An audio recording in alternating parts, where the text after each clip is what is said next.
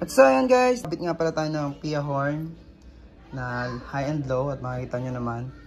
Itinap ko na guys yung positive niya na may fuse. Yan, makikita nyo may fuse siya. Tapos binuksan ko na yung gilid ng Aerox natin. Yan, then ito guys yung positive, yung isa.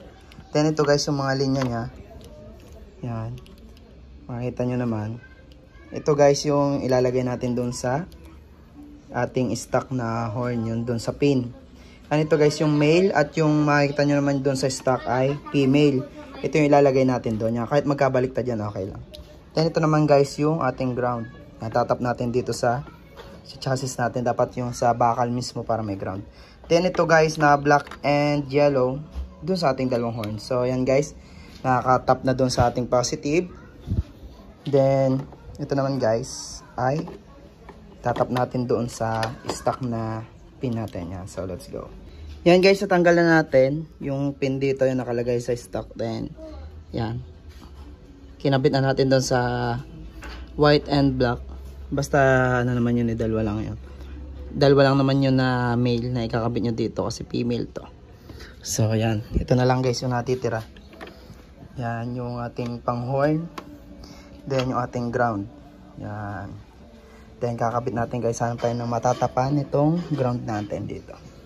So yun guys, naitap na natin yung ground nya, tsaka yung yan, may lagayan yung relay natin. Doon na lang natin nilagay kasi pinaka-safe yan.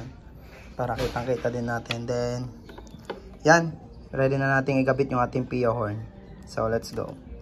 So yun guys, bago natin ikabit yung ating Pia horn, testingin lang natin na buhayin yung susi. Then click natin yung ating busina. Yan.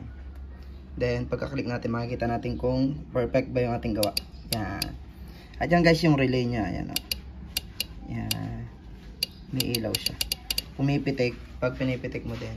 So kabitan natin guys yung Pia horn. Guys, at ito nga yung ating Pia horn niya. Yan, auto style horn. Be heard with style. Yan. 400 Hz and 500 Hz. At yan. Ito guys yung kanyang. Yan, yung likod niya kung paano installed. And so yan guys, install natin at naka-ready naman yung kinabit natin kanina. Then buksan na natin. At ito guys yung ating Pia horn. Yan, may sticker. At ito yung ating horn. At ito yung sound niya. Joke lang guys. At ito guys ay lalagay natin dito yung mga sticker niya. So ito guys. Yan. And matibay siya at dalawa yung kanyang pinaka bracket para matibay. Then ito naman yung isa. Yan. And pagdudugsongin na natin mamaya doon sa loob. Then lagay muna natin guys yung sticker niya. So guys, na-tap na natin doon sa parehong ano niya. Yan, sa kanyang pin.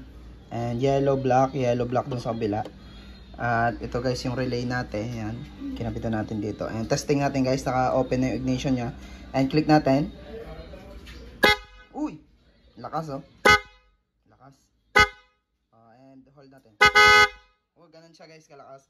Then i-fix na natin guys and successful yung ating kabit. Yan, talaga namang plug and play lang yan. Basta marunong kayo guys, yan, panoorin nyo lang itong vlog na to kung gusto nyo mag-install ng Pia horn na dual. Then dapat may relay kayo guys para delikado sunog. So let's go guys, kabit na natin dito sa gilid. Then guys, makikita nyo yung relay. Yan, umiilaw siya pag nagbubusin. Ganda. And safe na safe yan guys, walang sunog, plug and play yan. Or yung mga link nito guys, ilalagay ko dyan sa description o sa comment section. And drive safe always. And yan, installed na guys, ang lakas oh. Makita nyo man. Yan. And ride safe always, God bless.